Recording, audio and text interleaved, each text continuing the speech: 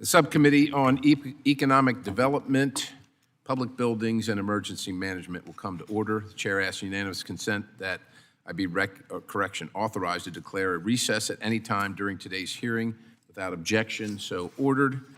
Chair asks unanimous consent that members not on the subcommittee be permitted to sit with the subcommittee at today's hearing and ask questions without objection. So ordered. As a reminder, if members wish to insert a document into the record, please also email it to documentsti@mail.house.gov. The chair now recognizes himself for the purposes of an opening statement for 5 minutes. Thanks to our witnesses, each of you, for coming here and being here today as we examine the role and effectiveness of the Economic Development Administration, the EDA, and the Economic Development Regional Commissions in distressed regions of the country. Today, we will hear from the EDA as well as 6 regional commissions: the Appalachian Regional Commission, the Delta Regional Authority, the Northern Border Regional Commission, the Southeast Crescent Regional Commission, the Southwest Border Regional Commission, and the Denali Commission. Now, EDA is the only federal agency established for the purpose of supporting economic development in distressed communities nationwide.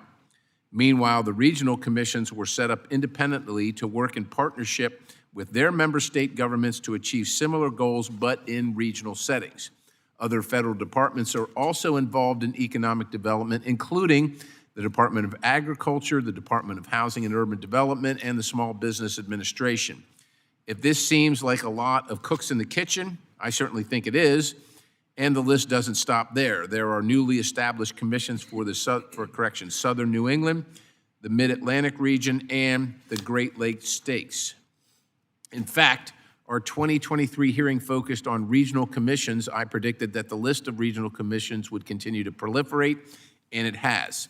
It is not the role of the federal government to pick which communities win and lose. America's private enterprise has historically driven economic development and done a pretty good job at it. It is the responsibility of state and local governments to facilitate a business-friendly environment for its constituents.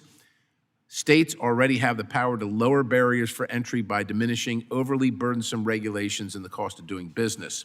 But here we are, even more federal programs than we had just 2 years ago. And to be crystal clear, I'm not blaming you, the witnesses here today, for this.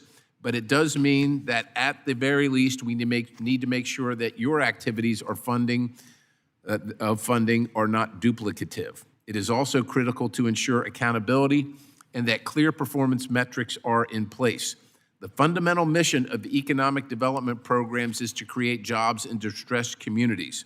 So, ensuring that funding is not used to backfill state budgets, but instead is targeted and actually producing jobs is fundamental. That is why, in the reforms passed last Congress, there are clear mandates for EDA to report performance data, including job creation numbers. There are mandates for all the witnesses here today to coordinate and communicate with one another and with other federal agencies involved in economic development. The Thomas R. Carper Water Resources Development Act of 2024, or WRDA, reauthorized many of the regional commissions as well as the EDA for the first time in 20 years. Given this new requirement, the American people want to know each of your game plans. More specifically, I want to know each regional commission's goals, how you are collecting and reporting performance data, and how you are coordinating with the EDA, one another, as well as other federal programs at USDA, HUD, and the SBA. With that, I look forward to hearing from each of you, our witnesses, and the chair now recognizes the ranking member for 5 minutes for an opening statement. Mr. Figures. Thank you, Chairman Perry. Thank you to all the witnesses for being here today, and thank you to all of your teams that have supported your presence here today as well. Thank you, Chairman, for holding this hearing, this important hearing to examine the work and effectiveness of federal economic development programs at the state and local level. These programs allow communities to make critical investment in workforce, training, and infrastructure, entrepreneurial development, and other initiatives essential to advancing sustainable economic growth across this country.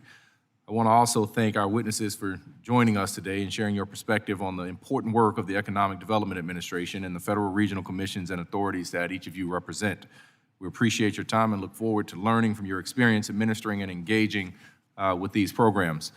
Today's hearing will give us the opportunity to assess how the EDA and the regional commissions are operating following their reauthorization under the Bipartisan Economic Development Reauthorization Act, which was included as part of the Water Resources Development Act of 2024. I'm interested in understanding what these programs are doing well, where implementation challenges still remain, and what improvements could help them work even better for the communities they are intended to serve. EDA plays a critical role in bringing job growth and economic opportunities to distressed communities in every region of this country. The agency and commission support workforce development, infrastructure investment, and regional planning efforts that help local communities grow and adapt to new challenges and opportunities. They also promote innovation and competitiveness at the local and regional, in our local and regional economies, helping communities succeed in the global marketplace. Despite this important work, EDA had not been reauthorized in over 2 decades prior to last year. That reauthorization gave Congress the opportunity to modernize the agency and strengthen its ability to foster economic growth in today's rapidly changing business environments. As we will hear from our witnesses today, the work of EDA and the regional commissions impact communities of all sizes, both urban and rural. In my home state of Alabama, we have seen this directly. In fiscal year 2024, the Appalachian Regional Commission worked in partnership with the Alabama Department of Economic and Community Affairs to support more than 50 projects in the state, totaling nearly $22 million, investing in entrepreneurship and business development, workforce ecosystems, and community infrastructure. Additionally, just last month, the Southeast Crescent Regional Commission announced 5 state economic and infrastructure development grants in Alabama, totaling more than $2 million. These investments will support water and sewer infrastructure, workforce training, and local transportation planning across several counties, projects that will help these communities build long-term economic stability and growth. As we examine how these programs are being executed and implemented on the ground, it is essential that EDA and the regional commissions have the necessary tools and resources they need to meet the challenges of the regions and the residents that they serve. We must ensure that these federal investments deliver lasting and meaningful economic development for local communities across this country. I thank our witnesses again for appearing before us today, and I look forward to your testimony. Thank you. Chair thanks the ranking member. The chair now recognizes the ranking member of the full committee, Mr. Larson. Representative Larson, for 5 minutes. Thank you, Mr. Chair. I want to thank the commissions and the EDA for being here as well. We're going to be voting on the floor at 10:30. I'm going to just ask unanimous consent to have my full comment into the record, and then just point out a few things about the regional commissions, which are a federal-state partnership that Congress created to implement community and economic development strategies in some of our most disadvantaged regions. The work that you've done, and working closely with the EDA, is to build durable regional economies throughout the country. EDA and regional commissions provide critical investments in wastewater treatment facilities, workforce training, industrial park road improvements, broadband expansion, and a variety of other areas, and they're an important economic tool for local regions. We reauthorized the EDA as part of the Tom Carper bill, the WRDA bill, about a little over 13, 14 months ago. And in fact, in this budget that we're voting on today, we've taken so many votes over the last week on appropriations bills, I can't keep track of all of them. We do, in fact, fund the commissions moving forward as well. I think what I want to see is to ensure that the work the commissions are doing does, in fact, line up with EDA priorities, and the EDA priorities line up with the commissions. And so I know it's a partnership. It's a constant push and pull to ensure that you're achieving the goals you need regionally, but also achieving the goals with your partner, the EDA. And so with that, I'll end it there. And again, just ask unanimous consent for my full statement to be in the record. Chair thanks Representative Larson. I'd now like to welcome our witnesses and thank you again for traveling here today. Briefly, I'd like to take a moment, especially for anybody new, to explain our lighting system. There are 3 lights in front of you. Green means go, yellow means you're running out of time, and red means please conclude your remarks. And if I'm hitting the gavel, well, you don't want me hitting the gavel, right? Chair asks unanimous consent that the witnesses' full statements be included in the record without objection. So orders, and I would just encourage you also just be familiar with the microphone, put it in front of your mouth so that we can hear you. Chair also asks unanimous consent that the record of today's hearing remain open until such time as our witnesses have provided answers to any questions that may be submitted to them in writing without objection. So ordered. The chair also asks unanimous consent that the record remain open for 15 days for any additional comments and information submitted by the members or the witnesses to be included in the record of today's hearing without objection. So ordered. As your witness correction, written testimonies have been made part of the record. The subcommittee asks that you limit your oral remarks to 5 minutes. And just as a reminder, we're scheduled to vote at 10:30. We're scheduled to vote at 10:30. Doesn't mean we're going to vote at 10:30. So we're going to try and get through as much as we can.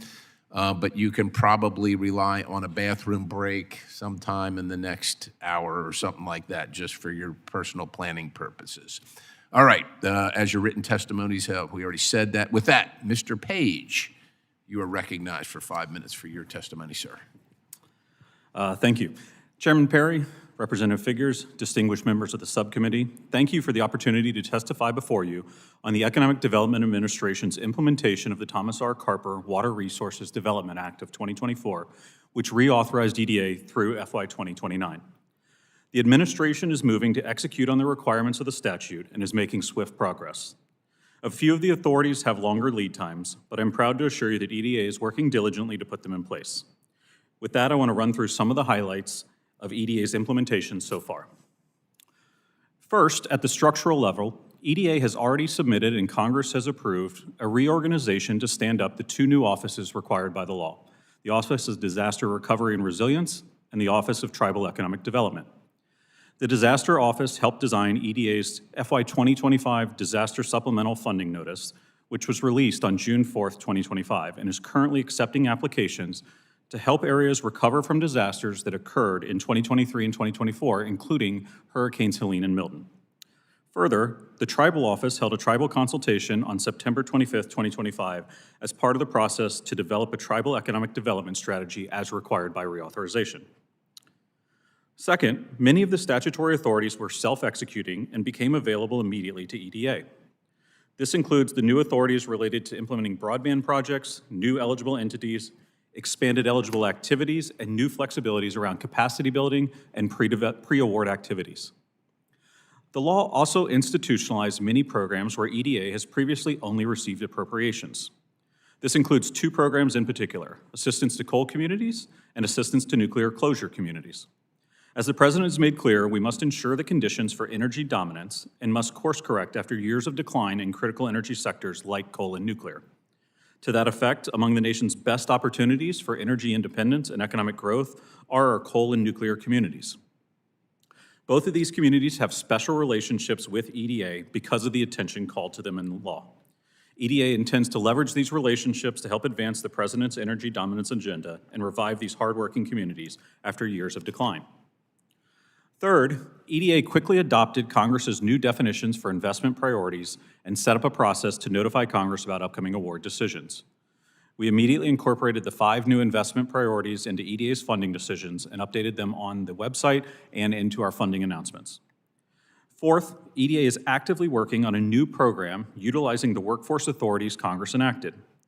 As was mentioned in a recent EDA blog post and consistent with the America's Artificial Intelligence Action Plan, we seek to help American communities transition towards this new vision by setting aside $25 million in grant funding in support of the AI Action Plan. Fifth, EDA is actively working to deepen the integration and coordination it already has with the regional commissions. In fact, in February, EDA and the commissions are convening in West Virginia to foster coordination and dive deeper into 3 important areas: closing the urban-rural divide on economic development opportunities, supporting development of a skilled workforce that aligns with private sector needs, and ensuring these communities can participate in the economic opportunities afforded by emerging technologies. Finally, EDA is actively working to update its economic distress criteria and corresponding grant rates. EDA is currently researching and conducting due diligence and intends to consult with subject matter experts and stakeholders before undertaking notice and comment public rulemaking, which will likely take at least another year. As you are aware, the President's budget request for FY26 proposes to eliminate funding for EDA as part of the administration's plans to move the nation towards fiscal responsibility. While EDA and the Department of Commerce stand ready to execute this directive, We are committed to ensuring that any funds that are executed, including for the activities I've described, are deployed in a manner that protects American taxpayers and supports communities. In closing, Chairman Perry, Ranking Member Figures, and members of the subcommittee, thank you again for the opportunity to discuss implementation of EDA's reauthorization. I'm happy to answer any questions you have. Chair thanks the gentleman. The chair now recognizes Ms. Manchin for 5 minutes for your testimony, ma'am.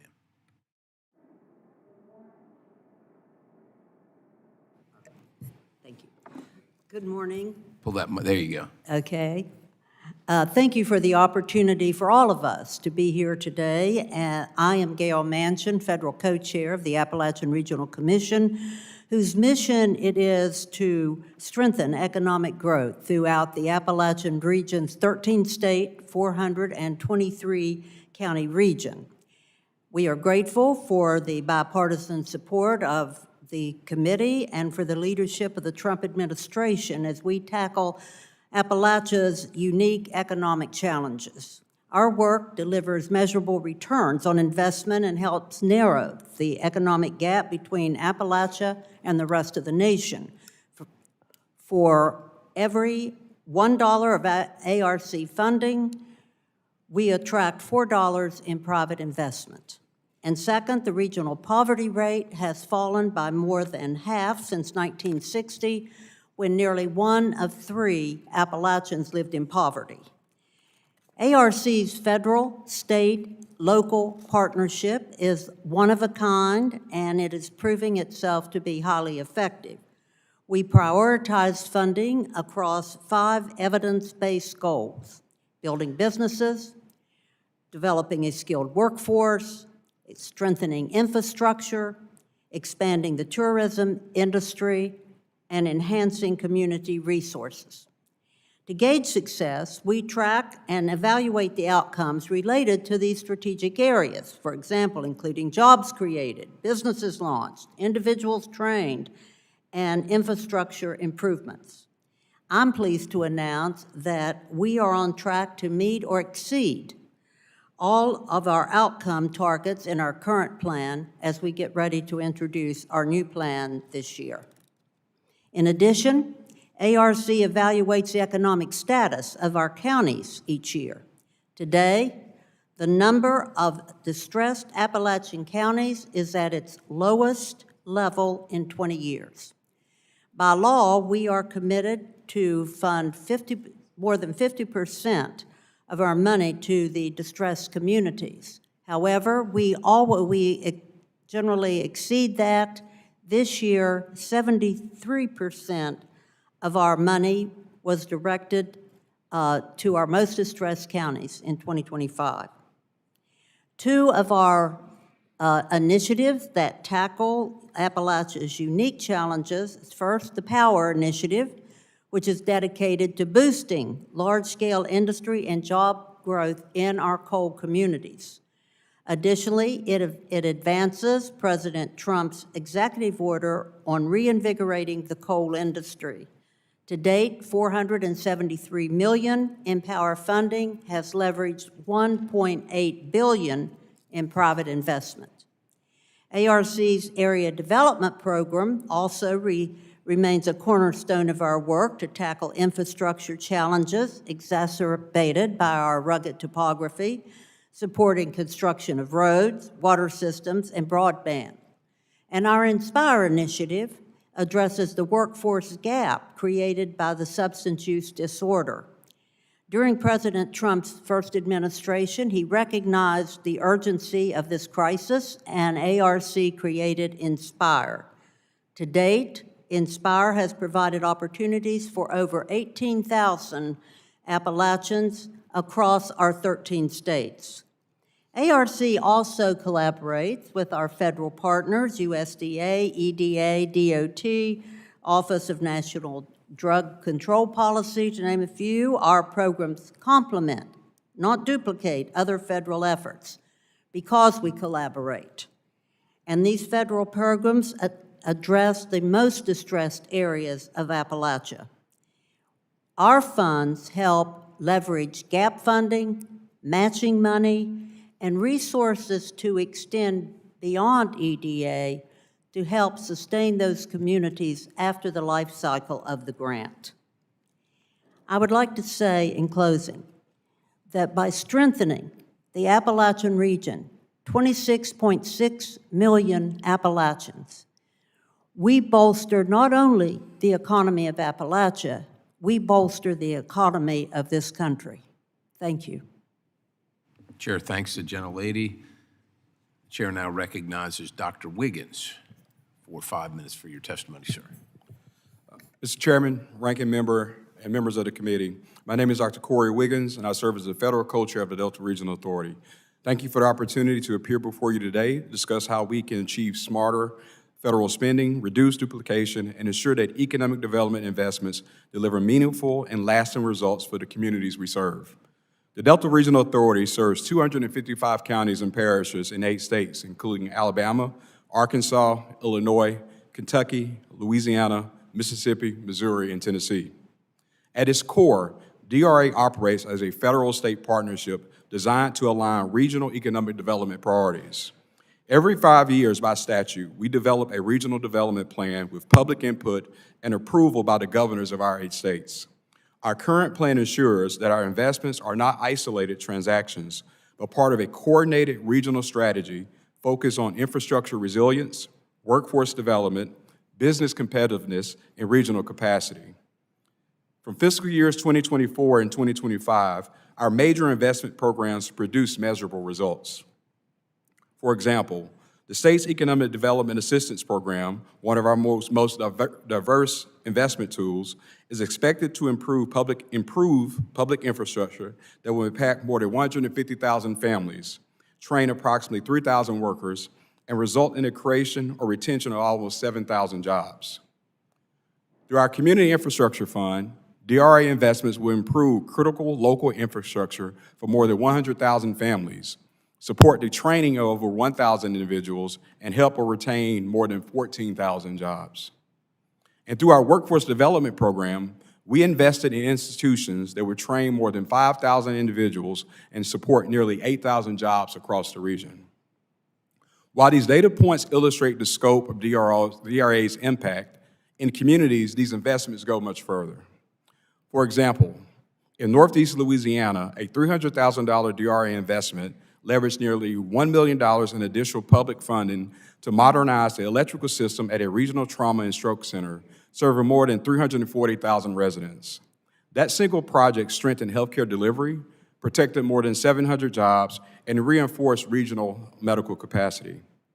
In Alabama's Black Belt, our investment in water, sewer, and roadway improvements in Union Springs addressed long-standing public health and infrastructure failures, improving daily living conditions for residents while positioning the community to attract private and public capital for future growth. More recently, Congress provided $2 million to DRA through supplemental EDA funding for disaster recovery and infrastructure restoration. Those funds are now supporting recovery efforts across 5 communities in 4 states, helping more than 1,700 households to rebuild and stabilize after federally declared disasters. To ensure effectiveness, DRA also invests in local capacity, not just projects. In 2024, DRA's Local Development District Technical Assistance Program supported the 44 local development districts in our region and resulted in the communities securing more than $50 million in combined federal and state investments. Nearly 90% of those funds go toward critical public infrastructure and workforce systems.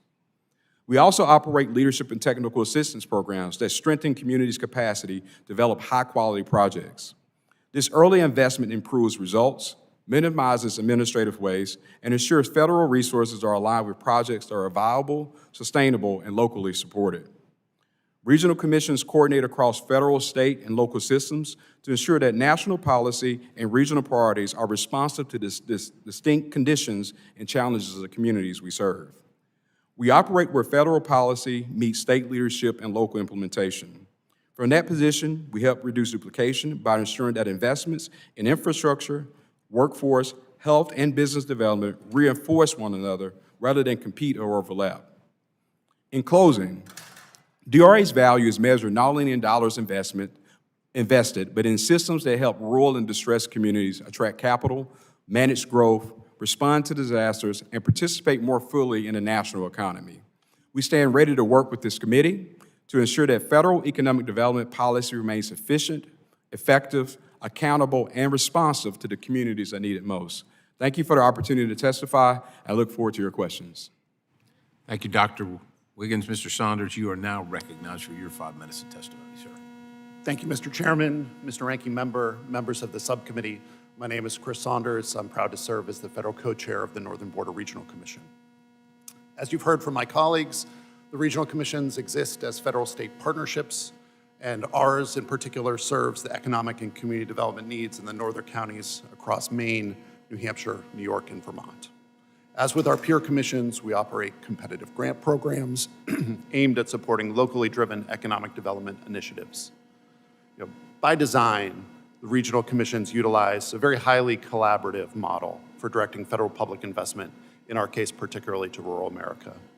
By requiring the participation of governors and member states in the operation of our commission, this structure demands that states see themselves as true partners with the federal government. And as a result, rather than scattered investments serving the needs of one particular state, common themes of regional economic need emerge and receive support. I think it's this structure, along with the flexibility that Congress has granted commissions, which allows NBRC to deliver assistance in a manner that not only reflects the needs, but the capacity constraints of the communities in our region. I'm happy to highlight one such example, which is the forest products industry. That's really emerged as one of the defining areas of investment for our commission. For generations, wood products and paper industries were an important driver of the economy across northern New England and New York. Over the past 4 decades, these industries have really faltered. Pulp and paper mills, often the predominant employer in small towns, they've closed, resulting in job losses both at the mills as well as for foresters, loggers, and the communities at large. And what we've heard from local leaders and industry stakeholders that's made clear about this situation is that these economic challenges did not arise overnight. And at the same time, there are no quick fixes to dealing with these job losses. Instead, what local leaders and communities have advanced is a vision of innovation and economic diversification. Congress has tasked NBRC to target resources to support this vision, which the Commission's done through specific grant offerings that support innovation and infrastructure development in the forest industry. And we're starting to see the results of this approach. They're becoming clear. Targeted investments are transforming paper mills into factories that make new materials from wood products, such as housing insulation. We have wood products made from wood fibers, housing insulation, new building materials, a host of other products, which in a state like Maine, the Maine Forest Products Council has shown that between 2019 and 2024, while paper manufacturing sales have declined by over 40%, wood product manufacturing, including the products I referenced, have increased by 45%. Our commission has played a role as one of the funders in this market evolution, and it represents what's possible through sustained federal investment in a specific sector. Taking a step back and looking at the commission's work as a whole, we have over 437 active awards that include projects such as transportation infrastructure, drinking water and wastewater infrastructure, workforce development, business lending, among many others. In my prepared testimony, I shared examples of some of the specific types of awards we've made in recent years. Our appearance in 2003 was referenced at the subcommittee, and I'm happy to provide an update to some of the statistics NBRC shared at that time. In the past 2 years, of the nearly 200 awards from NBRC's Catalyst program, 50% have been made to infrastructure. Those projects were leveraged at nearly a 1-to-2 ratio, bringing in an additional $273 million in non-federal investment into our region. 75% of NBRC awards were made to communities of under 5,000 people, and 66% were made to applicants of distressed communities. I hope what you've heard is that regional commissions can offer the ability to focus in a targeted way on a sector that's important to the region that they serve. They also have a governance model that really requires collaboration, and in our estimation, produces a very highly effective way of delivering resources to rural America. Thank you for the opportunity to testify, and I look forward to your questions. Thank you, Mr. Saunders. We now turn to Dr. Reed for your testimony. You recognize for 5 minutes, ma'am. Good morning, Chairman Perry, ranking members, and members of the subcommittee. Thank you for the opportunity to testify on behalf of the Southeast Crescent Regional Commission. When I last appeared before this subcommittee in 2023, SCRC was just getting started. At that time, our focus was on establishing the governance, accountability, and data systems necessary to deploy federal resources responsibly. Today, SCRC marks 4 years of operations. Statutorily, SCRC serves 428 counties across 7 states and covers more than 210,000 square miles, where 51 million Americans call home. Nearly 40% of these counties are classified as economically distressed, where economic growth is constrained by workforce shortages, infrastructure gaps, and limited access to essential services on which employers rely.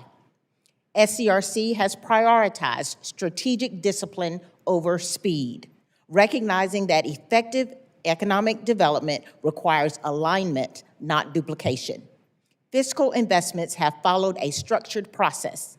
SCRC's planning and outreach efforts included sustained coordination with governor's offices, state economic development agencies, and local development districts. Region-wide data collection efforts allowed SCRC to target unmet needs and prioritize projects that deliver measurable economic returns.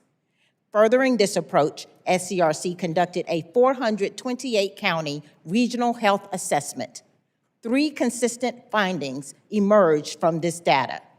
Strong labor markets are foundational to economic stability. 2, federal dollars deliver the highest return when they strengthen organizations executing the work on the ground. And 3, regional coordination improves efficiency and returns on investment. One of the most urgent constraints validated through this assessment was the shortage of medical professionals exacerbated by rural hospital closures. In response, SCRC developed the Crescent Care Collaborative and partnered with the Department of State to place qualified physicians in designated shortage areas. This targeted workforce strategy is funded through application processing fees, allowing it to operate without federal costs and administrative overhead. To date, 397 physicians have been placed in high-need counties, helping stabilize essential services and reversed stagnation where economic growth was at risk. In addition, SCRC has completed 2 grant cycles of the State Economic and Infrastructure Development Grant Program, investing nearly $53 million on 139 projects. For example, in Bluffton County, Georgia, $1.2 million will fund a workforce training center that will train more than 200 individuals in agriculture and small business development, with a focus on transitioning veterans into agricultural careers. In Henry County, Alabama, $2 million will develop a workforce technology center, providing hands-on training and dual enrollment that creates seamless career pathways for students and adults. In Lauderdale County, Mississippi, $475,000 will expand training in diesel, automotive, and aviation maintenance, supporting 159 new jobs, leveraging nearly $33 million from local investments. And Clark County, Mississippi, $600,000 for a cofferdam to restore Arcoosa Lake, reviving tourism and retaining jobs. As outlined in the 5-year strategic plan, investments are evaluated on access to infrastructure and services, job creation and retention. The 2 grant cycles funds leverage significant state, local, and private investment, producing a return of $2 per every federal dollar. These positive returns on investment are tied to quantifiable outcomes in jobs, infrastructure, and economic capacity. SCRC is designed for accountability and efficiency. The Commission maintains a lean federal footprint, while governors of member states play an active role in setting priorities and overseeing investment. This governance model ensures local relevance, minimizes administrative duplication, and aligns federal spending with state economic strategies. I appreciate the opportunity to report on SCRC's growth and strengthen this region, critical to America's long-term economic growth. Thank you for your time. I look forward to your questions.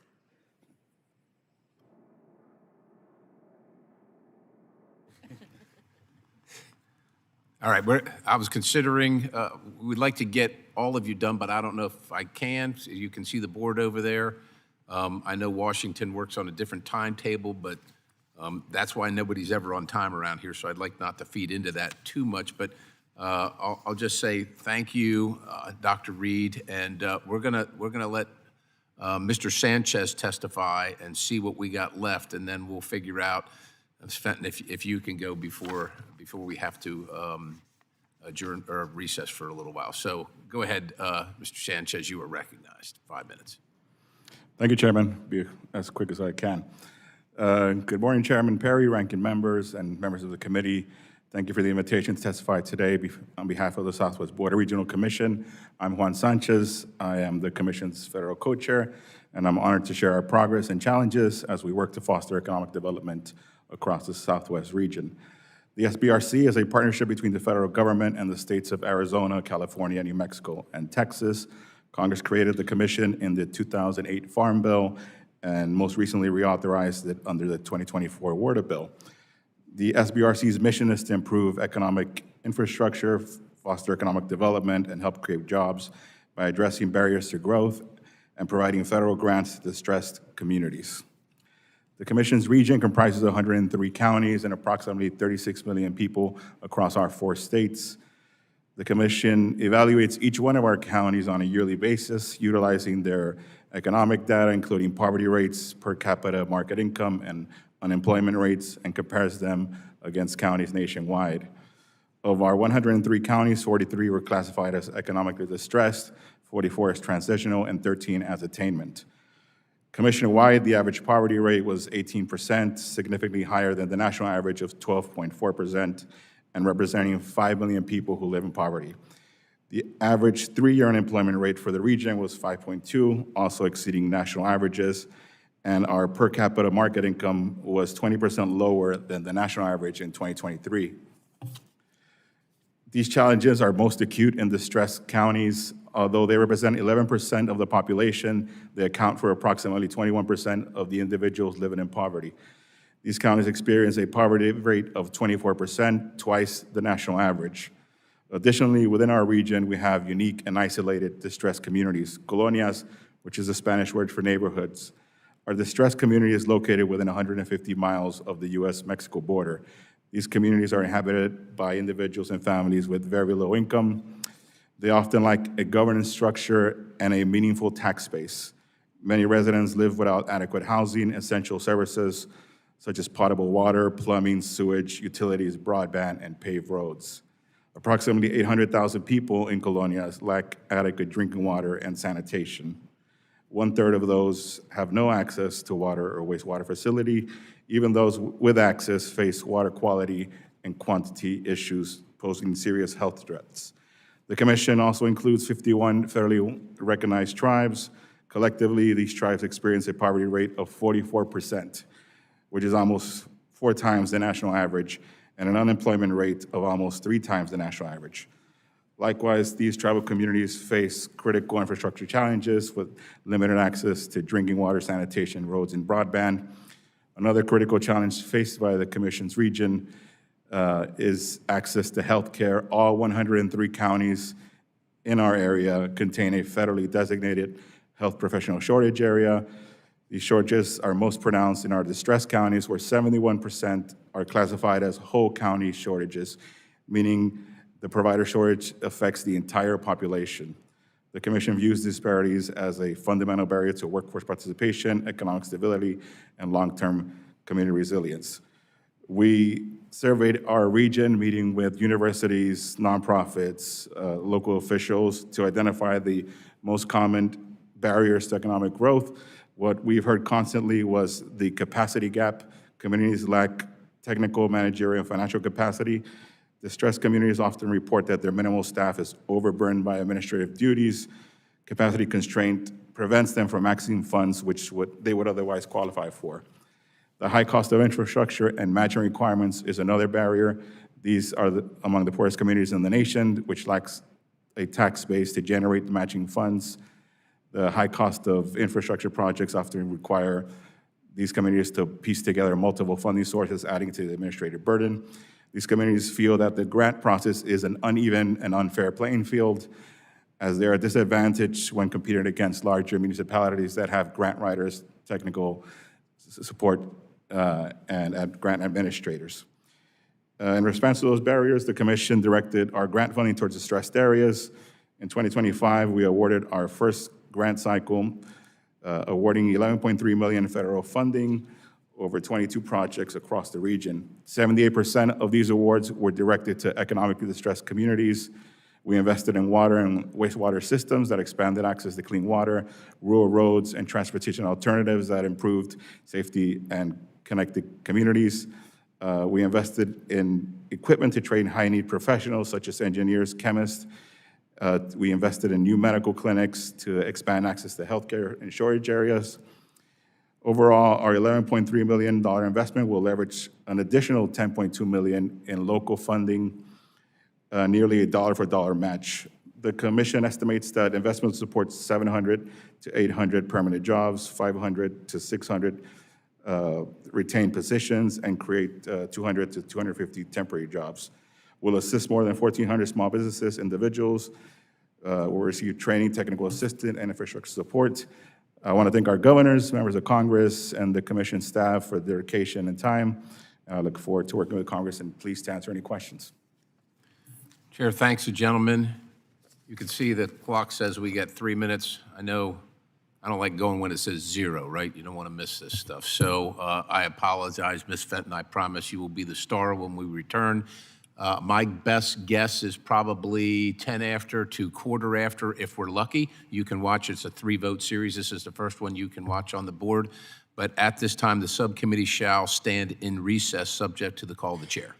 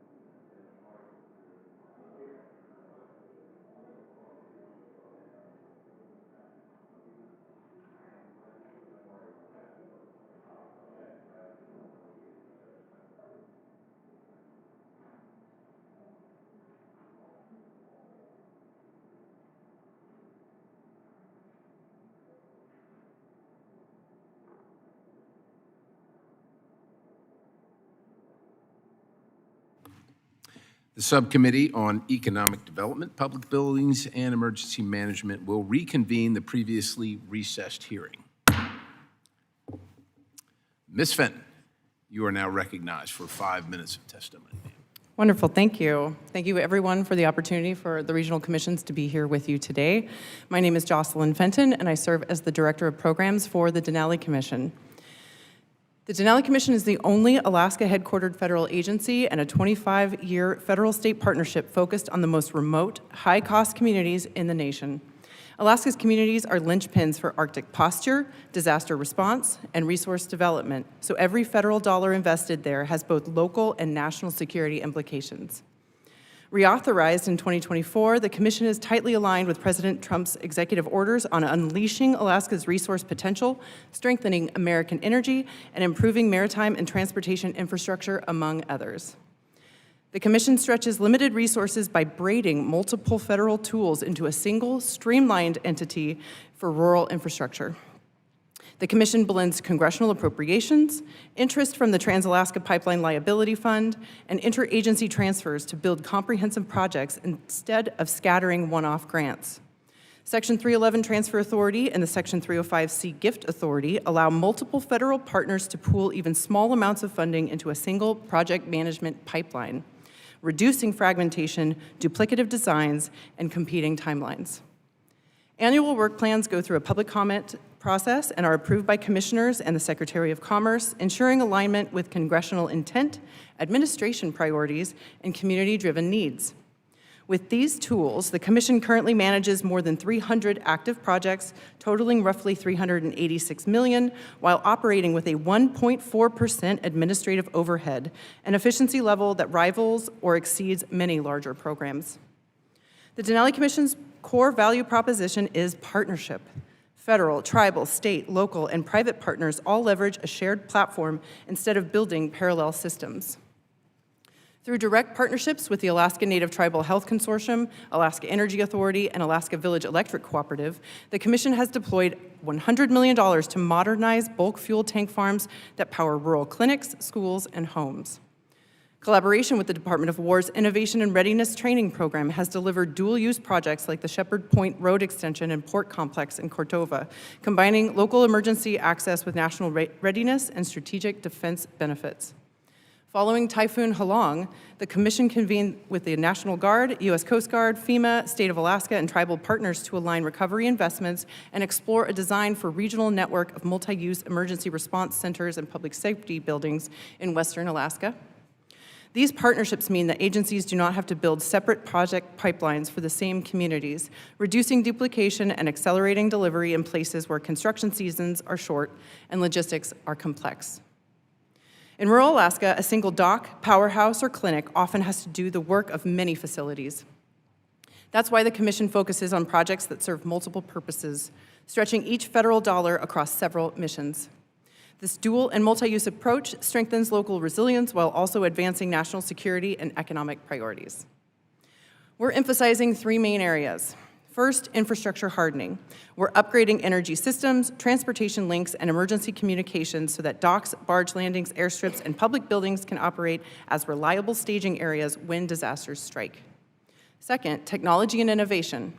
We're partnering with national energy labs and others to test cold weather technologies, develop value-added local lumber and biomass products, and explore energy-resilient data and communication facilities that can operate off-grid or in islanded systems. And third, resource and access corridors. We're investing in Arctic and inland roads, bridges, and marine facilities that can open access to critical minerals, timber, and fisheries, while also ensuring redundant routes for delivering fuel, food, and medical supplies during emergencies. The Commission's waterfront investments illustrate this multi-use strategy. Since 2022, approximately $16.5 million has been directed to marine infrastructure, leveraging more than $70 million from other sources to build barge landings, small ports, and related facilities over 24 coastal communities. These assets function much like rural highways and intermodal facilities in other states.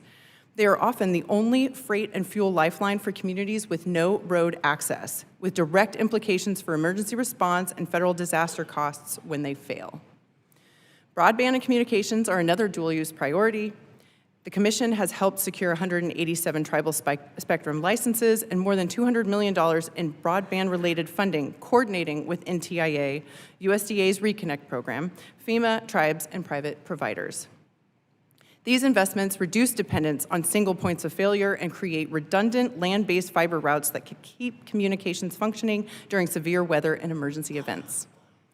Recently expanded authorities allow the Commission to support housing and critical community facilities that address overcrowding and homelessness in rural areas. Health clinics, community buildings, and public service facilities frequently double as emergency shelters and coordination centers, mirroring the multi-use demands of public facilities nationwide, but under far more extreme conditions.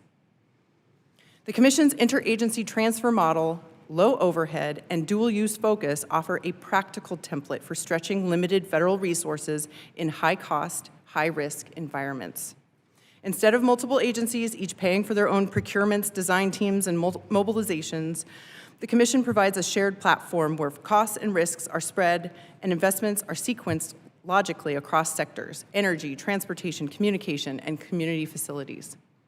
Projects are prioritized through clear strategic evaluation process that ensures the most consequential dual-use facilities rise to the top, those that strengthen community well-being while advancing national security and resilience objectives. By coupling infrastructure with targeted technical assistance, for example, working with the Alaska Small Business Development Center to build local business capacity, the Commission turns place-based federal investments into long-term private sector opportunity. For more than 25 years, this model has shown when Congress empowers a locally grounded, partnership-driven entity with flexible tools and clear authorities, it is possible to reduce duplication, deliver durable infrastructure, and multiply the impact of every federal dollar. Thank you for your attention and for your continued support of the Commissions as proven efficiency models for rural infrastructure and national readiness. Chair thanks the gentlelady. Thank you all for your testimony. We will now turn to questions for our witnesses. The chair will recognize himself for 5 minutes for questions.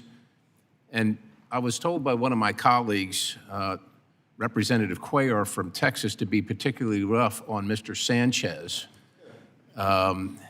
And while I considered what he was telling me, I thought, well, this committee really, look, we might not agree on everything, but it's not about being rough, it's about getting answers. So when you see Representative Cuellar, Mr. Sanchez, I hope that you will tell him that we treated you with the dignity and respect and decorum that the institution so warrants.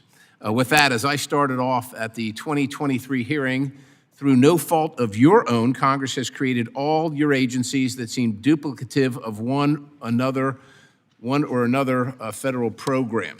The Water Resources Development Act of 2024 added even more regional commissions, but did include clear requirements for transparency and coordination, which I think is a good thing. I'm going to turn to Mr. Page. Section 2212 of WRDA, the Water Resources Development Act of 2024, requires the Secretary of Commerce to convene a meeting with the regional commissions within 1 year of enactment and every 2 years thereafter. I understand EDA has set a date for the first meeting, and maybe that's the one you referenced in February in West Virginia, but can you provide the committee any details on the meeting, what you plan to discuss, why, if there's a good reason why there was a delay in scheduling of the first meeting, and we'll get into a conversation depending on what you say there, sir. Absolutely, and thank you for the question.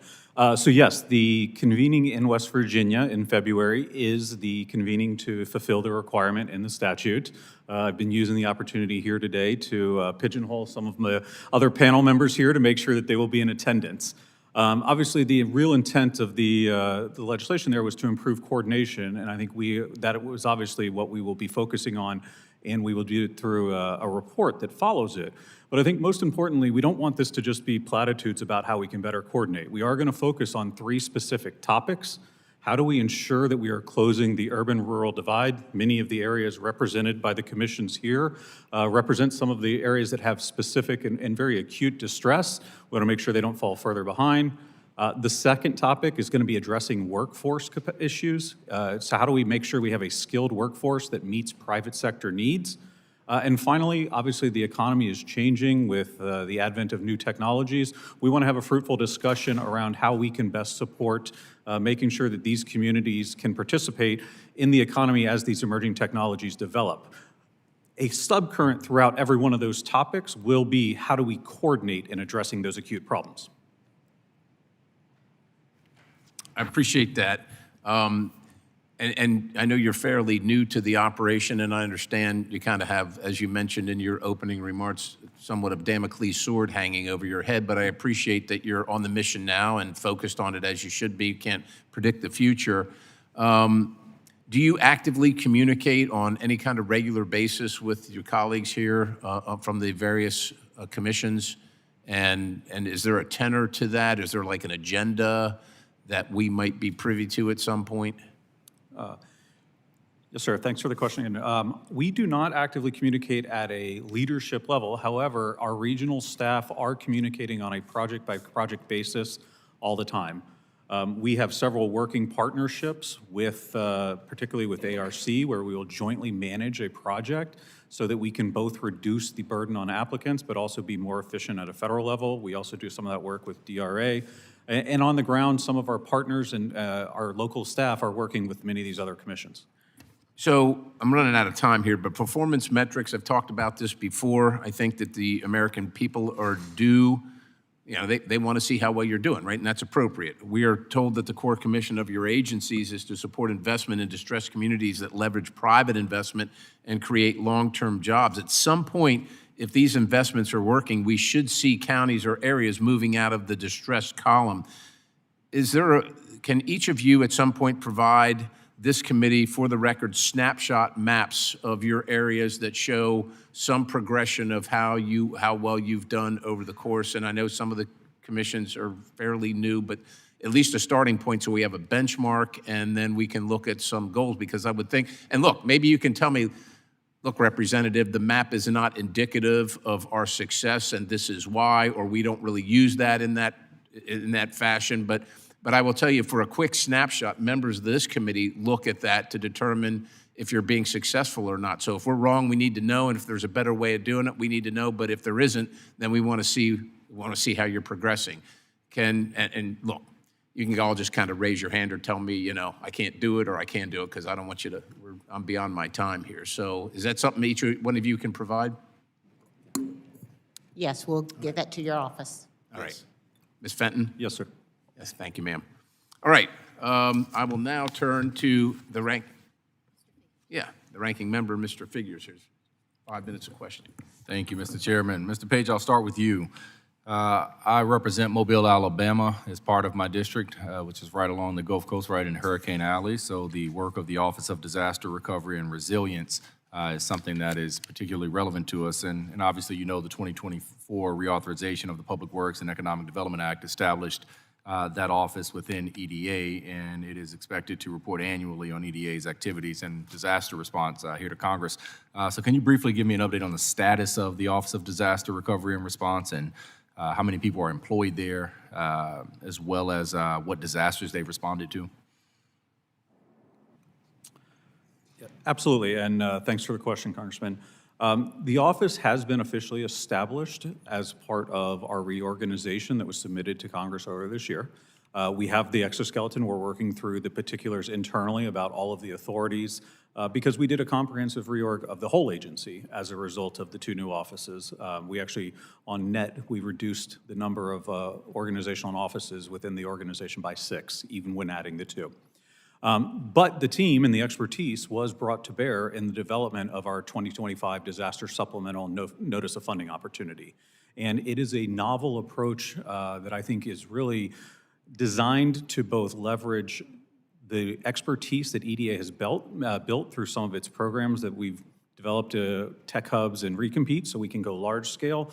It focuses on kind of our traditional programming and infrastructure, and it also can provide capacity assistance, and it allows us to seamlessly meet communities where they're at along that continuum. That is a direct development based on the expertise, the engagement of that Office of Disaster Recovery in supporting different disasters. One in particular is we have been on the ground supporting the FEMA designated mission in North Carolina. That has been a big focal point following Hurricane Helene. All right, thank you. We'll follow up to see if we can get some more specifics with you regarding it, but I'm pressed for time. Mr. Wiggins, or Dr. Wiggins, rather, my hometown regional authority, my home state regional authority, but infrastructure remains a major barrier to growth in Delta communities. You mentioned in your opening statement some of the work that you guys have done in Union Springs, Alabama, which for those that don't know, that part of the country suffers from some very unique barriers from an infrastructure standpoint. A lot of those communities are too rural for traditional sewer systems, and the soil composition in that part of the country is actually not conducive to septic tanks. And so you end up with large swaths of people that have some significant sewage issues, which create some of those health concerns that you guys have helped address. Can you speak a little bit to the investments in water and sewer and broadband and transportation to support long-term economic development, particularly in those sorts of areas? Sure, thank you. What I would say, what we're seeing across our region is there is a strong need for some of the basic building blocks of economic development. Water, sewer. We see some of our communities who are progressing well. They have those basic building blocks, but it's been a struggle in some of our rural communities. Just to give an example of how much need is out there, our annual appropriations last year was $31.1 million. But for our community infrastructure fund, which only does public infrastructure, our request from the region was about $245 million from the region. And so speaking to the need, we are leveraging our funding at DRA by partnering with our federal partners.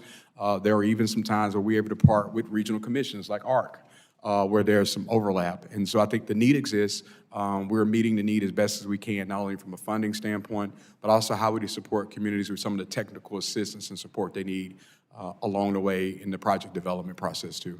Yeah, well, we certainly appreciate the work that you guys are doing down there. Dr. Reed, EDRA allowed EDA to lower cost-sharing requirements for small and economically distressed communities. And has that lower cost-sharing requirement impacted the number or volume of applications or the types of projects that you guys are able, that have been proposed to you guys? Yes, it has had a positive effect on the number of applications. In round one, we received 363 applications and only granted 56 projects. In round two, 357 applications and 83 projects. And many of those, that cost share has been a positive factor in not only the applications, but in the execution of the grants themselves. Well, thank you. I appreciate the work that you guys do and look forward to working with you guys in ways to better support what you guys do and the service you guys provide to this country. Thank you. I yield back. Chair thanks the gentleman. The chair now recognizes Representative King Hines from the Northern Mariana Islands. It's a long way from home. It sure is. Good morning, everybody, and thank you for your testimony today. And I want to especially thank Mr. Page. And we had a little bit of an opportunity to chat back in the waiting room back here. So in the Marianas, EDA investments have supported economic recovery, workforce development, and long-term resilience. These include the Garapan Revitalization Project, the Marpi Tourist Sites Improvement Project, and the Oleai Sports and Cultural Complex, which are central to revitalizing our tourism industry. EDA has also invested in economic diversification and workforce readiness through projects such as the new Department of Finance Economic Resiliency Center, new educational facilities at Northern Marianas College, and the Northern Marianas Technical Institute, a public school system vocational training center, amongst others. For a small, remote, and highly distressed territory, these projects are foundational. They support small businesses, expand workforce training, strengthen government capacity, and help the CNMI build a more resilient economy beyond tourism. And so my focus is ensuring that the flexibility Congress provides is translating into timely support for territories like the CNMI, and that the ongoing investments are protected. So, right now, our economy is at the brink of collapse. Some would say that it has already collapsed, right? And so the government is operating under severe cash flow constraints and at this point in time must front costs for EDA-funded projects. So under EDA's original grant procedures, the CNMI was able to submit reimbursement requests based on costs incurred, allowing these projects to move forward through phased disbursement. But from what I've been told, EDA has since changed this process to require proof of payment before reimbursement is issued, which has created significant challenges for an economically distressed government, particularly given what's happening with the economy. And to the point where the government itself has had to take out a loan to be able to cover some of these costs, right? And so I just kind of want to understand the rationale for that change and whether there is consideration for what the CNMI is going through right now as it relates to some of these processes.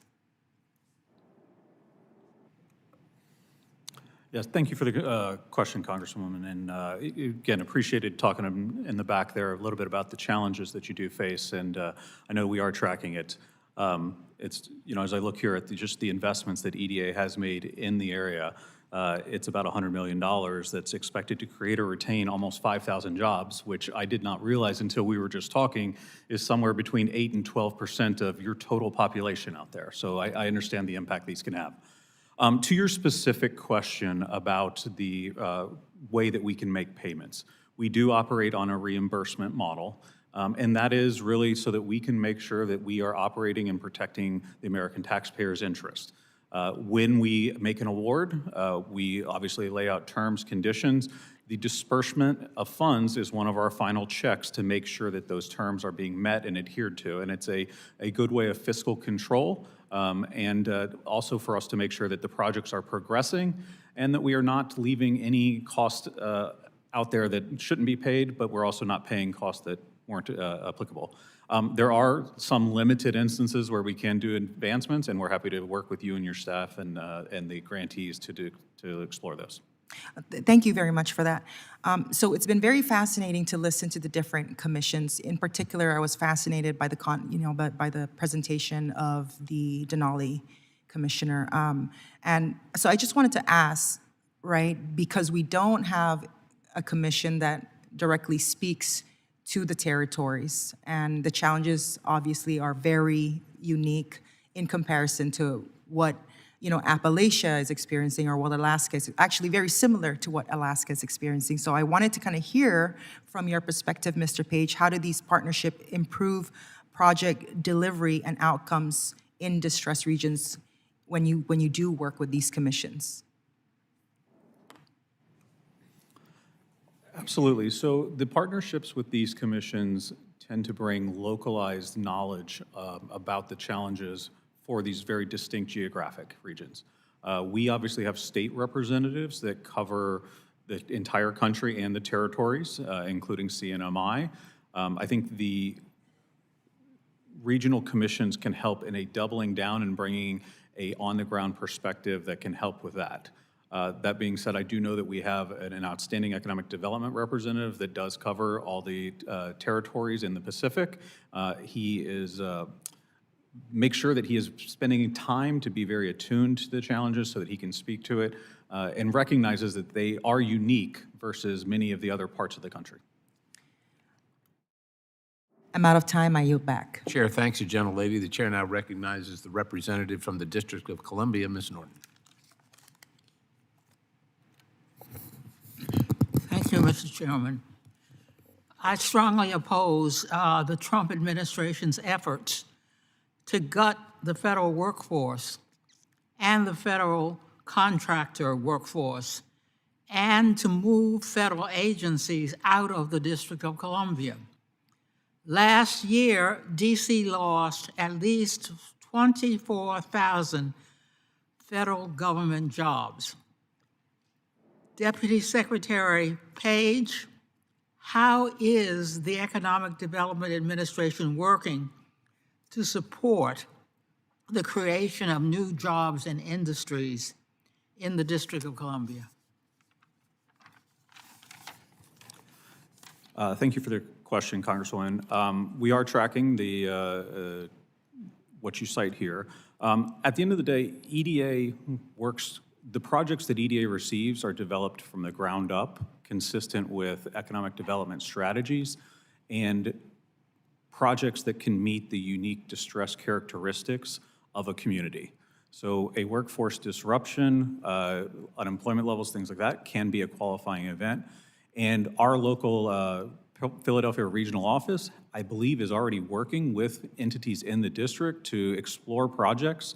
I know that there's one that's already in consideration, but I'd also say longer term, the District of Columbia and the National Capital Region is not actually covered by an economic development district where you would actually have a comprehensive economic development strategy that would lay out the long-term goals for diversification of the economy and strategy, strengths, weaknesses, opportunities, and threats.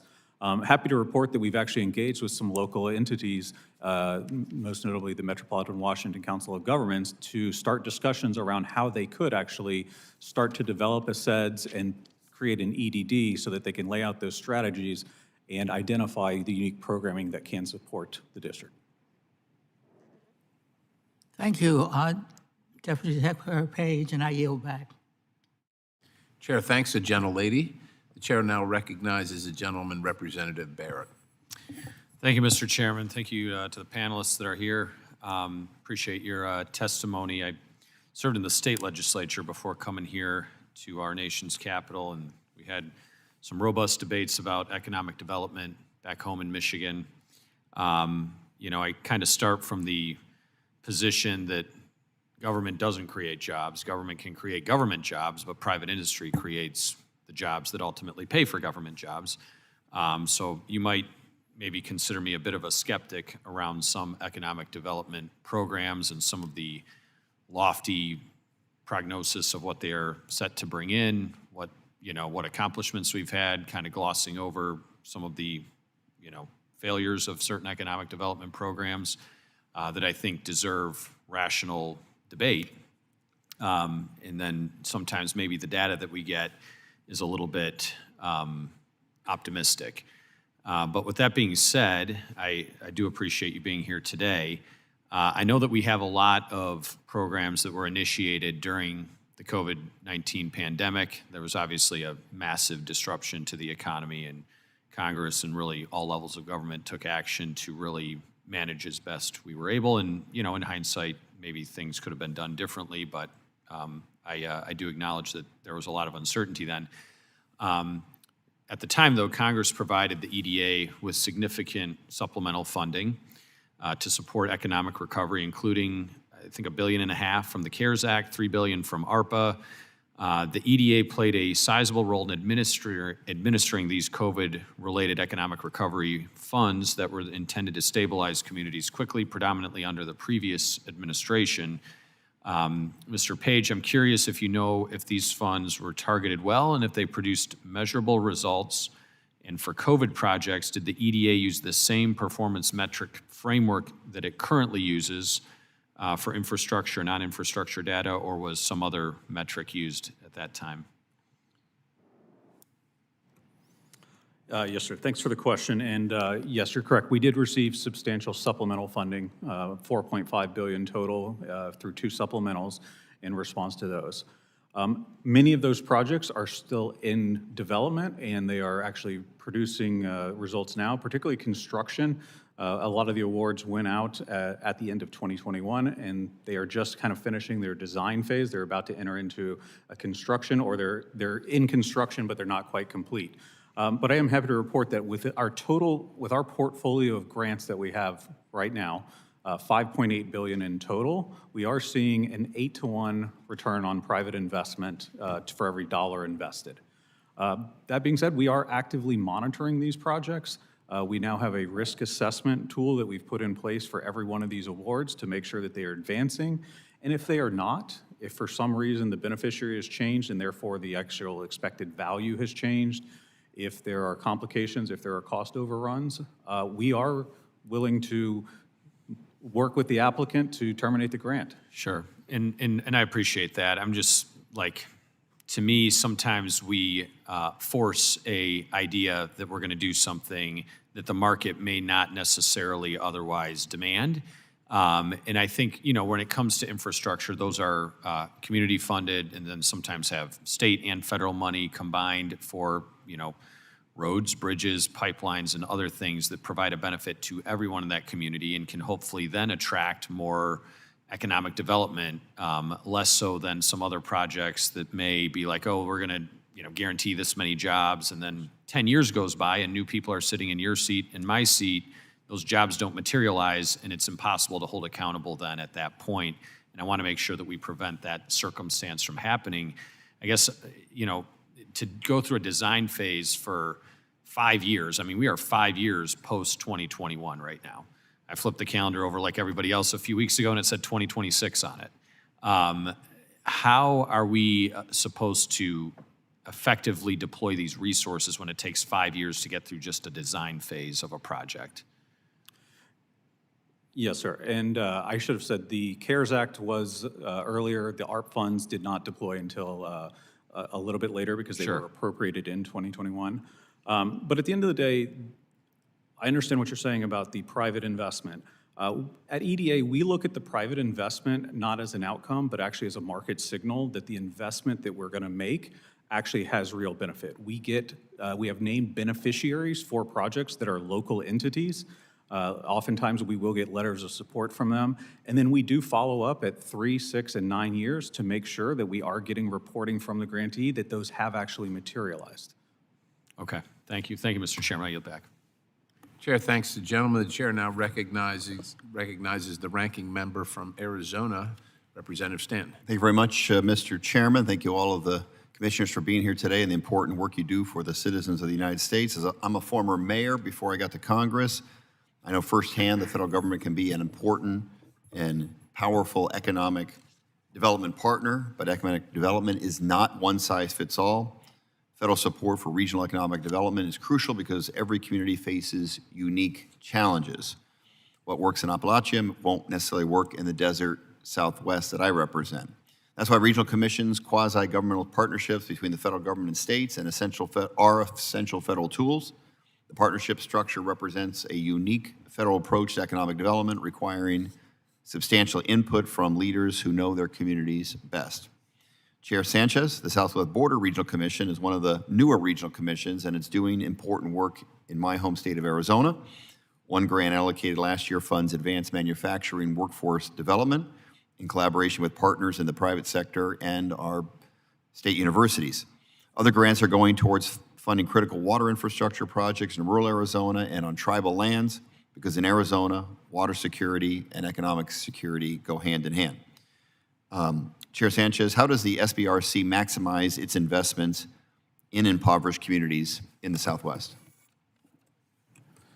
Thank you for the question, Ranking Member Larson. We prioritize funding to distressed communities.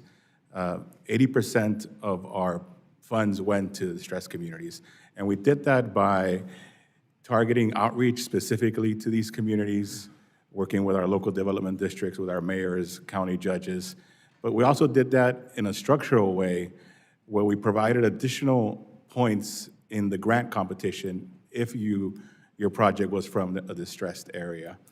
What was surprising is that we managed to get a $1 per dollar matching from these communities. So for every dollar the federal government invested, these folks provided additional funds. So I think that leveraged our projects immensely, and we're providing the infrastructure that's necessary for the private sector to thrive. We're providing the roads and the water and the sewage that is needed to develop businesses. Thank you so much. In December of '24, Congress reauthorized and modernized the Economic Development Administration for the first time in 20 years. I was proud to back that legislation. The bipartisan reauthorization was crafted to help EDA carry out its founding mission, bringing new investment and good jobs to every corner of this country. To bring EDA into the 21st century, the reauthorization bill prioritized investments like manufacturing, supply chain capabilities, and industry-led workforce training partnerships. This investment is critical not just for strengthening struggling economies around this country, but also improving our nation's ability to compete on a global scale. I am concerned that staff reductions under this administration are limiting this important bipartisan goal.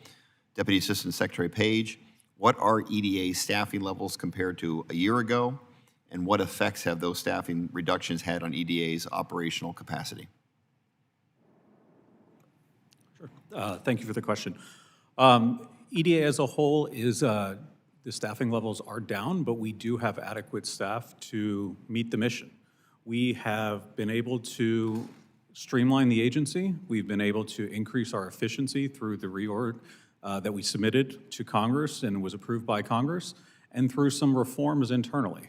Things like we were able to consolidate from 3 grant systems into 1. It reduces our administrative burden. We've standardized some of our operating procedures, which is saving over 4,000 hours of staff time.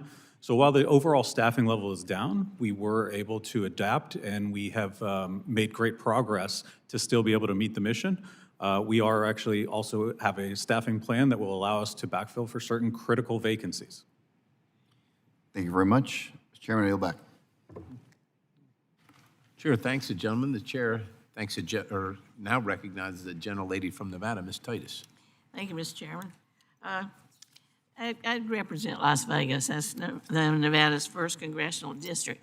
And so you can't talk about economic development without talking about tourism and hospitality. You know, in my district alone, the industry supports $1.6 billion in state and local taxes. It's the top industry for employment. But it's not just the Strip that draws people. We've got all the sports teams now, and we've got the beautiful scenery around Las Vegas. It's kind of something for everybody. However, tourism is in a slump. As you know, I'm sure it's down about 7% from what it was last year. And so a lot of people's jobs are being threatened, over 300,000 hospitality workers. But I believe the expertise at the EDA could help us with your assistance programs kind of during these tough times. I was the ranking member of this committee last Congress, and I was proud to play a role in the reauthorization of economic development for the first time in 20 years, as was mentioned by the ranking member. Now, there are provisions that we got in the bill to consider travel and tourism when making grant decisions. So, Mr. Page, would you talk about how y'all are implementing that provision? I think it's Section 2219. Yes, and thanks for the question. Appreciate the authorities that you did provide in the Reauthorization Act. I think it helped clarify that travel and tourism and outdoor recreation entities are eligible entities for our PWIA, Public Works and Economic Adjustment Assistance Programming. And this is one of the self-effectuating pieces of the legislation. And so those entities became immediately available or eligible to apply for funding through our notice of funding and our regular programming that's out on the street right now. So are there the grant processes in the works? Are there people applying for the grant? Have you done anything to let folks know that it's available? Could you give me a little detail about how you're implementing it? Sure. I think ultimately, you know, the projects are locally driven. We have on-the-ground representation. In fact, we have a new economic development representative who's covering the state of Nevada. I know that she just was able to visit there last and meet a lot of the stakeholders in the state last week. She will work with the local economic development districts, nonprofits, state and local entities. They will identify projects consistent with their own economic development strategies and then advance them. But one thing that she is being able to communicate now is that the eligibility and how to best apply for EDA funds. Well, great. Would you ask her to kind of get in touch with Claire in my office and let us know kind of what's going on, see if any of those groups that locally that might need our assistance to help push these grants forward? Absolutely. We'd be happy to make that connection. Okay. Well, thank you. We'll look forward to that. The second thing that y'all look at that's so important in my district is water. You know, we are in the desert. And last session, we did my legislation, Water Conservation Economic Adjustment Act, and that's part of your reauthorization too. And it clarifies that you can use economic assistance funding for industrial water conservation in areas where you've got decreased water supplies as a result of drought, so we attract businesses that aren't big water users. I don't see anything about water conservation as an eligible use in the notice of funding opportunity that y'all published in September. Are you planning on doing new guidance? Where does that stand? Could you talk about that for a minute? Yes, happy to talk about that. The notice of funding opportunity really represents a high-level frame of the types of investments. It does not list out every single type of project. And that's really because the variety of projects that a local community may need is almost limitless. So what we do is we do train our staff, and our economic development representatives are on-the-ground representatives of the agency. They are experts in our funding announcement. They're experts in our programming. And they work hand in glove with local entities to identify types of projects that could advance. They're there to provide consultation on is it eligible, and then how to best structure an application such that it can be reviewed and deliver the type of impact necessary consistent with an economic development strategy. So you don't really have any guidance that you've issued. But is it this same lady that is doing the tourism stuff on the ground out there that you mentioned, your staff on the ground? Well, Yes, maybe when she meets with Claire, she could talk about what's going on in the water projects too, because we don't see any evidence of it, as well as tourism. Thank you. I yield back. Chair thanks the gentlelady, and the chair is now going to stall a little bit to see if some other members showed up. Many of you came from long, long distances to be here, and it's quite honestly, it's embarrassing that more members aren't here. And we would like to hear from you, and you're here, and we appreciate that. We want to honor the sacrifice that you've made. So I'll start kind of down on this end of the road and go that way. And look, one of the things that people want to know is kind of what you do and how you measure it. And if you could, and you don't have to get too in-depth, but just kind of generally speaking, we'll start with Ms. Fenton. If you can share like the top 2 or 3 performance metrics that you use to measure the effectiveness of the money that's coming in and the management of it and how your selection process, how do you do that?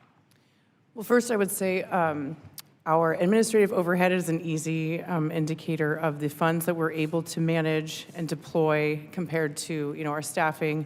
That's the boots on the ground. In Alaska, local expertise, other agencies look to us to provide that expertise in deploying funds in a efficient manner. Our bulk fuel and energy program is one of our top programs, top funding coming into the state, top needs across the state.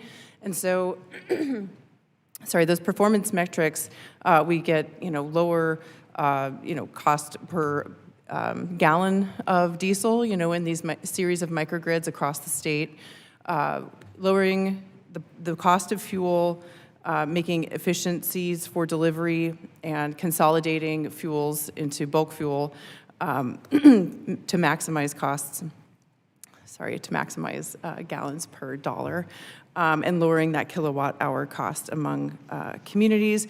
And then also, every gallon saved through energy efficiency projects. I know energy efficiency is kind of a negative term these days, but it means a lot to rural Alaska and Arctic conditions, making sure the envelope of a house is secure and, we're using every kilowatt hour of power and electricity to maximize its use. So those are 2, I think, top, performance metrics that we have at the commission, but we can provide additional information to your office as well. We continually communicate with GAO on some of their inquiries on how, the commission's report on various metrics and whatnot as well. Thank you. I'm going to recognize Mr. Sanchez. I know you've been writing there, so I want to honor you're thinking about it, so I want to know what you have to say. Thank you, Chairman Perry. We, as I mentioned in my testimony, we track the unemployment rate, the poverty rate, and the per capita income in each of our counties. We focus our investments in the counties that have those metrics in the bottom of the 25% in the country. Our projects are underway now, they're just getting started, but we are tracking on a monthly basis how they're using the federal investment, how they're using the local investment that they provided, the jobs that they've created on a quarterly basis, jobs retained, how many households they've served, and the estimated population that would benefit from the grant. So every quarter we make grantees explain to us exactly how they spend the money and how they met those metrics. And look, I'm not trying to be difficult, and I get that each one of your regions provides, there are different projects and different challenges that you have, and every project is not the same. So, you can't have a boilerplate template that just says this much in equals this much out equals this was what we get. I get that, but it's important that we know and that the American people know that there's, the value is coming out of this and we're actually achieving what we're trying to achieve. So I would encourage you to work with maybe Mr. Page and each other to come up with at least some kind of a common standard that you can all agree with that generally captures some of that information, not only for our well-being, but quite honestly yours. You don't want to come here and try and, explain this if you don't, have it wired in already, and then I'm up here asking you questions and you're trying to figure it. That's not the time you want to figure it out, right? Dr. Reed, you got anything you'd like to impart? Yes, thank you so much. We do track, and these are projections at this point. Our first round is in their second year of implementation, the grants, and the second round is in the planning phase of implementation. So these are projections that we're using, but we do calculate new jobs projected and households supported, businesses impacted, and as I said in the testimony, we look at infrastructure and economic capacity when we are evaluating the successes of these grants. But to your point, we're also working with our communications firms and working on a map that will be interactive so that when you hover over the actual grant, it will give you the information that you provided that for that particular grant and that particular I think, county. in layman's terms, we'd like to know how many jobs created over what period of time, so the longevity of those jobs, and maybe, the income level, generally speaking, or something, so that we see that this is making progress, it's improving lives, it's having the impact that's so intended. Mr. Saunders. Exactly. I think we collect a comparable level of KPIs as our peer commissions, businesses served, jobs created, households served, linear feet of water infrastructure. I think we That'd have be one you could measure, right? Yeah, I think we have this data and happy to take your suggestion to collaborate with our commissions and the EDA to standardize some base level that's useful for the committee. I think it would help us, right? Because we want to feel comfortable that this is all happening the right way as it should be. And, we have questions of our bosses too, right? They demand that their money is spent wisely, and that's reasonable as well. Dr. Wiggins. Yes, sure. As Federal Coach Saunders mentioned, our metrics, jobs created, jobs retained, families affected by infrastructure projects, also looking at individual trains from our workforce programs, and we've tracked this data for a number of years. The thing I would add is that we have a really strong, robust monitoring program. So not only do we look at these numbers coming in, our monitoring team is going out, checking in on these projects, quarter reports being sent in to the projects, and tracking the numbers as the project is progressing as well. Okay, great. I'm going to just select you, Ms. Manchin, because you're probably one of the most experienced people here. Do you have like an annual report that you could, is that something that you do on a regular basis or some other iteration that we can see that kind of outlines all that kind of thing? Excuse me, absolutely. We do an annual report every year. I think if you look at the framework, you're right. We've been here a historical period of time, but economic development is the focus. So every grant that comes in is weighed on how it's going to affect as an economic stimulator. Right. And then, so again, as everyone said, it's new businesses, jobs created, infrastructure, communities improved. And every grant is evaluated on the outcomes. How many jobs, how many people? So as we look at that and we look at this year winding down, we have found that our grants have met or exceeded their input, their outcomes for that grant. And so when do you do the report, just out of curiosity? Do you all do it at the same time? Is it a certain point in the year, like it's got to be done by September 30th or November 5th? Is there a particular period of time or a suspense date, as an old Army guy would call it? Well, interestingly for us, we have a 5-year strategic plan, and that is coming to an end. So obviously, we're looking not only at 1 year, Right. but at this 5-year strategic plan and how we met that. One of our measures is that we have the number of distressed states, counties, is lower than it has been. It's the lowest in the last 20 years. So we obviously have made an Yeah, impact well, that's the goal, in right? our Yeah. most distressed areas. And the fact that while have to commit 50%, we do more. We actually committed 73% of our appropriations. So all of this, we believe, does lead to this kind of lifting the most distressed counties through infrastructure and And job I agree, development. we want to see that, and I think maybe if you guys can work together to harmonize when you do that, and then if we could get that in advance of you coming up, then we can have a discussion about the things you want to highlight and your successes. But taking a lot of time, Representative Ezell is recognized. Thank you. And thank you all for being here today and being so patient. The only bad thing about going last is everything's been asked. So, but if I repeat some of the questions, that's it's just part of the program. So thank you all for being here today, and thank you, Mr. Chairman. The Water Resources Development Act of 2024 included important economic development reforms intended to improve coordination, reduce duplication, and ensure federal dollars are producing real results. As Congress continues its work on WRDA in 2026, it's critical that we understand what is and what is not working under these new authorities. In coastal communities, Mississippi's 4th District, economic development is closely tied to ensuring reliance in our infrastructure, ports, waterways, and disaster recovery, as everybody in this country has been hit with some kind of disaster. And ideally, WRDA authorized programs complement, not complicate, these efforts. Today, I hope to hear how WRDA 2024 reforms are being implemented, whether agencies are meeting our standards, and what changes Congress should consider making for WRDA 2026 to further streamline programs and strengthen outcomes for local communities.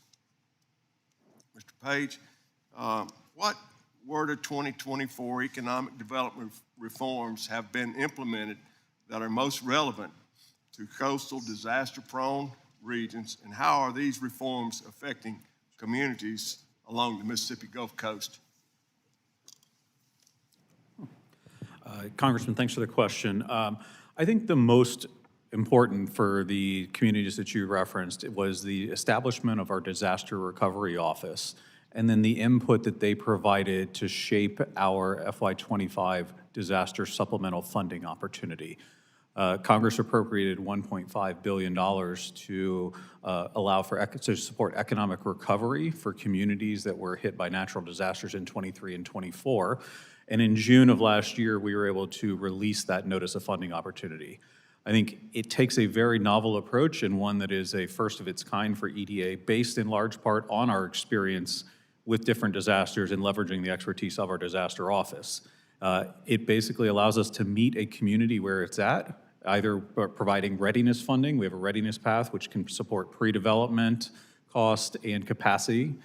We have a infrastructure path, implementation path, that can do traditional type infrastructure projects, workforce training projects as kind of single entities. But then also it has a much broader path 3, which we call industry transformation, which allows us to cluster projects together where the whole can be greater than the sum of the parts, in order to really change the economic trajectory of a community. And this is based on some of our programming there. So that is on the street. We've already been able to make our first round of awards for underneath that notice only 2 months after it was released. We have had active engagement with communities throughout the South, and an active tracking of all those engagements through a recently implemented CRM system, so we can actually know everybody we've talked to and follow up. Thank you. One more. For coastal communities that rely on ports, maritime industries, and disaster recovery, how has the WRDA 24 improved coordination between EDA and regional commissions? And what can Congress do with Order 26 to continue to improve it? Yes, sir. So I think there were some inherent pieces in the legislation that can help us better coordinate, including the ability for regional commission funds to serve as matching funds for EDA investments. But we are actually scheduled to have a convening of all the regional commissions in February, where we're going to really dive deep into this topic to figure out how do we best work together, dive a little bit under the hood. As I said earlier, we do work together at a staff level, on a project-by-project level, as we're trying to help assess how to best help communities. But I think what we hope to do through this is look at a few broad topics and figure out how we can better coordinate together. Thank you. One more? I'll just kind of throw this out there for all of you. In your experience implementing the Order 2024, are there specific lessons that could help guide Congress in ensuring that investments support long-term coastal resilience and port-related growth rather than duplicative or short-term projects? Anybody?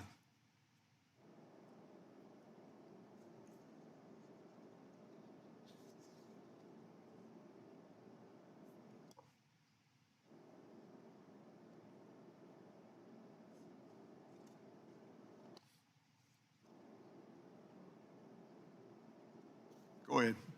Yes, sir. Anybody? In addition to what I've already been able to articulate, and I'll actually reference back to the conversation I had with Congresswoman Titus, there was the reauthorization bill did provide some clarity around eligibility of outdoor recreation projects and travel and tourism. I believe that that could help with many of the coastal communities, and we are working to educate through our local representatives how those projects are eligible, and so that we can work with communities to bring them in and evaluate them for their effectiveness. Thank you, and thank you all for being here again today. Chair, thanks to gentlemen. In case you wondered, it's all of us that have the accent. If you don't understand the guy from Mississippi, that's why. The chair now recognizes again the gentlelady from Nevada for 5 minutes. Thank you, Mr. Chairman. What accent? I don't know what accent you're talking about. I was going to ask Mr. Page about something else that was in the reauthorization bill, and that was to update and modernize the use of university centers programs. I noticed that in the December 2025 blog post, you've discontinued funding for the university center programs. I wonder, are you in compliance with the law that we passed and that President Trump signed, or are you just ignoring it, or what's the reason you quit funding it? And I would ask other members from regional offices if they benefited from having university centers, or how they worked with them, or they didn't notice that they're gone, or what's going on. Yes, Congresswoman, thanks for the question. So the FY25 appropriation for EDA appropriated $400 million, but $30 million of that was disaster delegated funding and was not available for obligation. So we did have to identify $30 million within our programming where we would not expend those funds. In order to make that decision, we did a comprehensive review of all of our programs to assess them based on the stakeholder impact and the level of effort. Through that process, we did identify 3 programs that we were going to discontinue funding for in 2025. That was the university centers, the STEM Talent Partnership, and the Trade Adjustment Assistance for Firms. As it pertains to the university centers, they have had a several decade carve-out within our programming to provide assistance and to serve as a central coordinating function for technical assistance in communities. With a more limited portfolio, it was our perspective that we needed to broaden that, and we are no longer going to have the carve-out for a university center, but those universities that still provide the greatest benefit can still apply for technical assistance funding if they are best positioned to help their communities. But by removing that specific set-aside, we've actually opened the aperture so that if there are other entities that are best positioned to provide that type of organizing principle, capacity building in a community, they can also apply. What about the STEM program that you just mentioned? I would think that'd be very important right now, all the emphasis on STEM and its connection to future jobs. Yes, ma'am. One of the things that I often talk about with my team and how to think about our programming, and I think this particularly relates for this panel, is what is our comparative advantage? We are $400 million in a $30 trillion economy, so we can't solve everything. The STEM Talent Partnership was a $2.5 million program. It was very costly to administer, and when you look at the other STEM programs that are out there that are supported by the federal government, we just did not have the comparative advantage or the reach. So as I mentioned, as we evaluate our programs on those two axes of stakeholder impact and level of effort, STEM Talent Partnership, relative to our other programs, did score substantially lower. The juice wasn't worth the squeeze. Pardon? The juice wasn't worth the squeeze, is that what you're telling us? At $2.5 million, this is not an indictment on STEM education efforts, it's an indictment on EDA's effort and funding at that level. Do the regional offices have any input into these three programs that you decided not to fund? The regional commissions? Yeah. They did not. This was an internal exercise because we were faced with, because of the way that the Congress had appropriated the funds and with $30 million being unavailable for obligation, we did have to make those trade-offs. Did that have a negative impact on the work that y'all do on the ground and in those regional areas?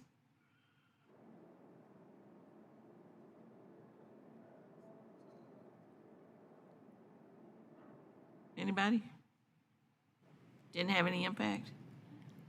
Not that we're aware, just so we know, this is the federal-state partnership requires our communication with the governor's offices and their priorities. So the governors of each state, they have their priorities, and we work together in order to actualize those priorities. So if that were to be a priority, then we would, of course, be involved. But to insert ourselves in that, we have not done that. You just don't have any input at the federal, Correct. You're just subject to what they hand out to you.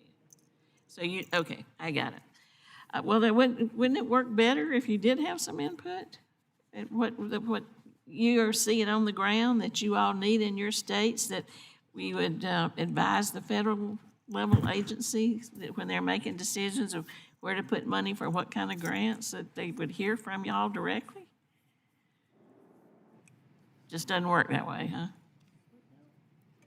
Well, I think part of what we're doing as we're getting together and meeting next month is doing more around coordination. As Federal Co-Chairwoman Reed mentioned, we do work a lot with our states. We, most of all, do have regional development plans that's input from local community and our state partners, our member states, and so we try to align those resources. As mentioned earlier, our team, our programmatic teams also do work with the program staff at EDA for the very purpose of this hearing and making sure we have more alignment and we're not duplicating services.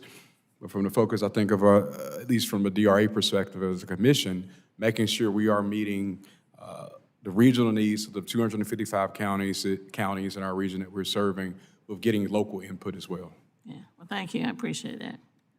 Chair thanks the gentlelady. The chair now recognizes the representative from Pennsylvania, Representative Bresnahan. Well, thank you, Chairman Perry, and to Ranking Member Stanton for holding this hearing today, and to all the witnesses for being here. Just last week, I had the opportunity to tour Toby Hanna Army Depot to highlight a $68 million investment in its radar systems, a project that supports both our national security and good-paying jobs in northeastern Pennsylvania. I was joined on that tour by representatives from the NEPA Alliance, the regional development organization that serves the 5 counties in my district. During that visit, we discussed how they work with the EDA and the ARC to help bring federal investment dollars back to our community. So this hearing times out very well. My first question will be for Mr. Page and Honorable Manchin. Both of your testimonies emphasize strengthening coordination with regional commissions and local partners. Can you expand on how you gather local feedback and how that input is used to identify and prioritize and ultimately shape projects and funding opportunities to ensure they reflect real local community needs? Absolutely, happy to answer that question, Congressman. For us, EDA really is about funding locally driven projects, and that starts with a community-developed economic development strategy. It sounds like you were there with one of our economic development districts. They are our partners on the ground, and in order to be eligible for our funding through our Public Works and Economic Adjustment Assistance Program, they have to have a strategy, either an EDA-sponsored CEDS, Community Comprehensive Economic Development Strategy, or something equivalent, that lays out the strengths, weaknesses, opportunities, and threats that they have within their community and how they plan to address it and leverage local assets and resources. As part of those plans, they will often articulate partnerships that they have with other regional or commissions or federal entities so that we can make sure that we are doing complementary investments, not duplicative investments. And not to repeat, because everything that he said obviously also matches the mission of the Appalachian Regional Commission in terms of economic development. But what I would say is, due to the collaboration, the way that we don't duplicate is that we come in with offering some gap funding, matching money, which for many of these rural areas, that becomes some of the most difficult part of getting a grant, is getting the match money. So we make sure that our resources, and as he said, when grants come in, they are highly evaluated on meeting both the outcomes for economic development for ARC, but also what other monies are they receiving, so that, as he said, they're both evaluated. But at the end of the day, this allows resources to go into ways it provides resources from ARC, that grant money, once it ends, there is some sustainability, that project can continue to grow and develop and create what they're trying to do, economic development, more jobs created. And so the very fact of this collaboration and working together is what strengthens the end result of these grants and what happens in these communities. So it's not a duplication, it actually strengthens and elongates how those resources are used.